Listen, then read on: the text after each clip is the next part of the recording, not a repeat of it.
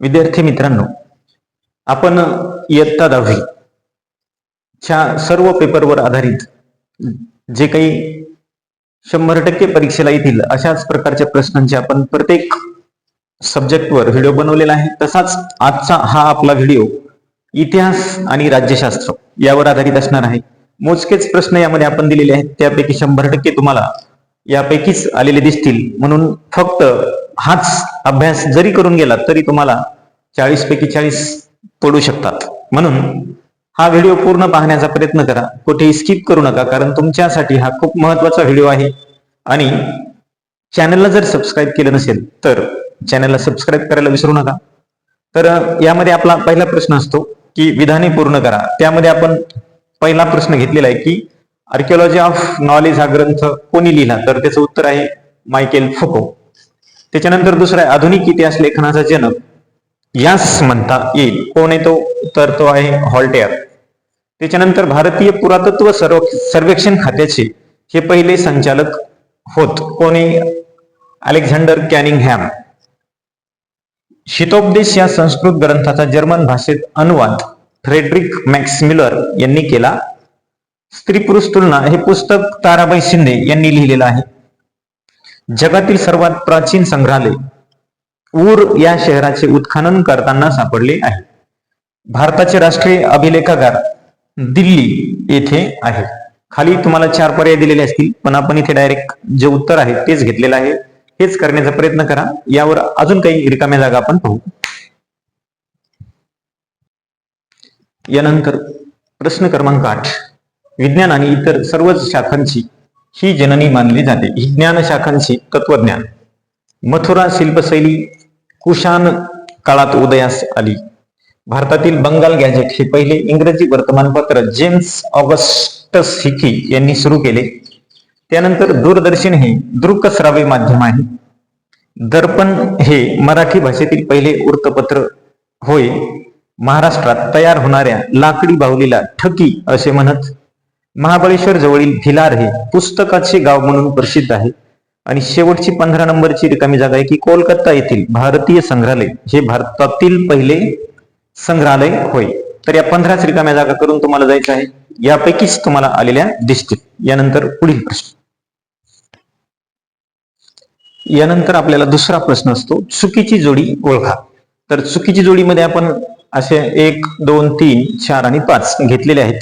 तर येथे आपण फक्त काय केलेलं आहे की एकच भाग दिलेला आहे, दुसरा भाग दिलेला नाही.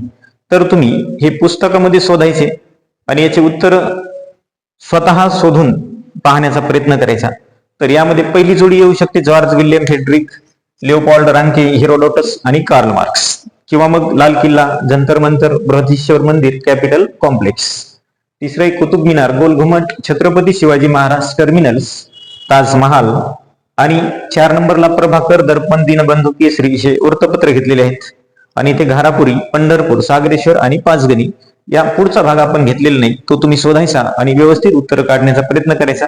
भरपूर करण्यापेक्षा हे 5च करा, यापैकीच येईल. यानंतर आपला प्रश्न तिसरा असतो संकल्पना चित्र पूर्ण करा. 4 मार्कासाठी हा प्रश्न विचारलेला जातो आणि आपल्याला तिथे 3 दिलेले असतात. 3 पैकी आपल्याला 2 बनवायचे असतात. मग इथे आपल्याकडे पहिला घेतलेला आहे युरोपातील महत्वाचे विचारवंत. शोधून उत्तर त्याचे पाहायचे काय आहे ते. भारताचा इतिहास लिहिणारे ब्रिटिश इतिहासकार कोण कोण होते असे आपल्याला कमीत कमी 4 माहित असायला पाहिजेत. भारतातील जागतिक नैसर्गिक वारसा स्थळे, त्यानंतर भारतातील विविध नृत्यशैली, लोकशाहीचे आधारस्तंभ, त्याच्यानंतर भारतातील प्रसार माध्यमे आणि शेवटचा आहे महाराष्ट्रातील जागतिक वारसा म्हणून ठरविलेली पर्यटन स्थळे. त्यानंतर चौथा असतो कालरेषा पूर्ण करा. इथे खेळांचे प्रकार, कोस व त्यांची स्थापना वर्षे आणि सांस्कृतिक वारसामध्ये मृत वारसा आणि अमृत वारसा हे 3 करून ठेवा. यापैकीच तुम्हाला आलेले असतील.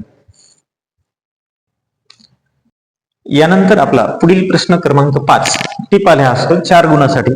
तर यामध्ये आपण स्त्रीवादी इतिहास लेखन, हेमाडपंथी शैली, प्रसार माध्यमांची आवश्यकता, खेळणी आणि उत्सव, कृषी, पर्यटन असे, त्यानंतर भारतीय संस्कृतीचा संस्कृती कोश असे 6 टिपा घेतलेल्या आहेत. या 6 करून ठेवायच्या. त्यानंतर आपण प्रश्न 6 असतो आपला संकल्पना स्पष्ट करा. हा सुद्धा 4 गुणासाठी असतो. इथे आपण ॲनल्स प्रणाली, वंचिताचा इतिहास, अभिलेखागार, मनोरंजनाची आवश्यकता आणि सांस्कृतिक पर्यटन असे 5 घेतलेले आहेत. हे 5च करून ठेवायचे, खूप महत्वाचे आहेत. त्यानंतर प्रश्न 7 मध्ये विधाने सकारण स्पष्ट करा, हा 4 मार्कासाठी असतो. इथे मायकेल फुको यांच्या लेखन पद्धतीला ज्ञानाचे पुरातत्व म्हटले आहे. दुसरा, व्हॉल्टेयर यांना आधुनिक इतिहास लेखनाचे जनक म्हटले आहे. आणि तिसरा आहे, प्रादेशिक इतिहास लेखनाला चालना मिळाली. यामध्ये अजून काही आपण पाहू. यानंतर विधाने सकारण स्पष्ट करा मधील चौथा आपला प्रश्न आहे की तंत्रज्ञानाचा इतिहास अभ्यासावा लागतो. कलेच्या इतिहासाचा सखोल अभ्यास असणाऱ्या तज्ञांची आवश्यकता असते. त्यानंतर 6 आहे की वर्तमानपत्रांना इतिहास या विधानाची गरज पडते. संत एकनाथांची भारुडे लोकप्रिय झाली. खेळण्याद्वारे इतिहासावर प्रकाश पडतो. हे आपले सकारण स्पष्ट करामध्ये आपण 8 प्रश्न घेतलेले आहेत. हे व्यवस्थित करून घ्यायचे. त्यानंतर सविस्तर उत्तरे लिहा, हा 6 मार्काचा प्रश्न असतो. इथे आपल्याला 2 प्रश्न लिहायचे असतात. 3+3 अशी याची रचना असते. मग इथे आपल्याला आपण 6 प्रश्न घेतलेले आहेत की कार्ल मार्क्स यांचा वर्ग सिद्धांत स्पष्ट करा. मार्क्सवादी इतिहास लेखन म्हणजे काय? लोकचित्रकला शैलीविषयी सविस्तर माहिती लिहा. लोकशिल्पकलेविषयी माहिती लिहा. त्यानंतर पर्यटनाशी संबंधित व्यावसायिक क्षेत्रे स्पष्ट करा. ग्रंथालय व्यवस्थापन का महत्वाचे आहे? हे आपण प्रश्न इथे घेतलेले आहेत. तर या व्यतिरिक्त आपल्याला एक 4 मार्कासाठी उतार्यावर आधारित प्रश्न विचारलेले असतात. तर तो प्रश्न उतार्यामध्ये सहज आपल्याला सापडू शकतो. तर अशा पद्धतीने एवढा जर अभ्यास जरी करून गेला तरी सुद्धा आपल्याला चांगल्यापैकी गुण मिळू शकतील. यानंतर आपण थोडस राज्यशास्त्राकडे पाहू. राज्यशास्त्र हा भाग आपल्याला 12 गुणासाठी असतो. यामध्ये आपल्याला विधाने पूर्ण करा प्रश्न पहिला 2 गुणासाठी असतो. यासाठी आपण 10 रिकाम्या जागा घेतलेल्या आहेत. त्यामधील पहिली रिकामी जागा आहे आपली की महाराष्ट्रात स्थानिक संस्थांमध्ये महिलांसाठी 50% जागा राखीव ठेवण्यात आलेल्या असतात. दुसरी आहे लोकशाहीचा गाभा म्हणजे सत्तेचे विकेंद्रीकरण होय. भारतातील संविधानात बदल करण्याचा अधिकार संसदेला आहे. निवडणूक आयुक्ताची नेमणूक राष्ट्रपती करतात. सध्या लोकसभेचे 543 मतदारसंघ आहेत. नॅशनल कॉन्फरन्स पक्ष जम्मू आणि काश्मीर या राज्यात आहे. शिरोमणी अकाली दल हा पक्ष पंजाब या राज्यात आहे. शेतकरी चळवळीची प्रमुख जी काही मागणी असेल ती आहे शेतमालाला भाव मिळणे. 1986 साली ग्राहक संरक्षण हा कायदा अस्तित्वात आला. जगातील सर्वच लोकशाही राष्ट्रापुढील मोठे आवाहन म्हणजे लोकशाहीचे पाळेमुळे खोलपर्यंत नेणे हे मोठे आवाहन आहे. तर रिकाम्या जागा आपण इथे 10 घेतलेल्या आहेत. यानंतर पुढील भाग. यानंतर दुसरा प्रश्न असतो आपला चूक किंवा बरोबर सकारण स्पष्ट करा. 4 गुणासाठी आपल्याला 2 लिहायचे असतात. तर इथे आपण 6 घेतलेले आहेत. पहिला, भारतीय लोकशाही जगातील सर्वात मोठी लोकशाही मानली जाते. दुसरा आहे संविधानाचे स्वरूप एखाद्या जिवंत दस्तऐवजाप्रमाणे असते. तिसरा, निवडणूक आयोग निवडणुकी दरम्यान आचारसंहिता लागू करतो. शिरोमणी अकाली दल हा राष्ट्रीय पक्ष आहे. 5वं, ग्राहक चळवळ अस्तित्वात आली.